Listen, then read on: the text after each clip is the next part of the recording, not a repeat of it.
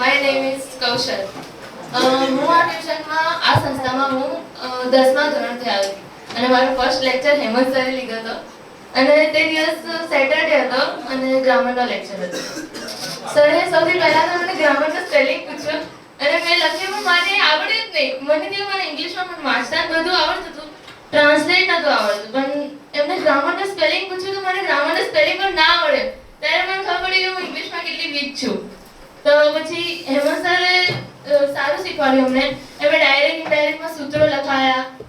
અમે 50 વખત સૂત્રો લખ્યા ત્યારે અમને યાદ થયા અને ઇંગ્લિશમાં હવે સારું ફાવી ગયું છે. અને જાગૃતિ ટીચર પણ એસએસમાં મસ્ત ભણાવે અને એમના સંવાદ લખવામાં અમને બહુ કંટાળો હતો એટલે અમે નહોતા લખતા અને અમને કે પણ ખરા પણ તો પણ અમે નહોતા લખતા.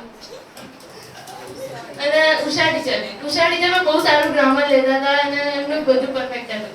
અને જીગર સર પણ ઊભા હટાની ટેકનિક મને પણ બહુ ભાવી અને મારી બેન અહીંયા મારું તો પહેલા ટ્યુશન આવતી હતી, નવમાંથી આવતી હતી. તો એને એ ટ્યુશન કરે ત્યારે એ પણ મને કહેતી હતી કે હું અહીંયા નવમાંથી આવું એટલે મને ખબર જીગર સરનું આખું ઊભા હટાની ટેકનિક એ મને બહુ તારીફો કરતી હતી. પછી હું અહીંયા ત્યારે મને ખબર પડી કે હા આવું છે.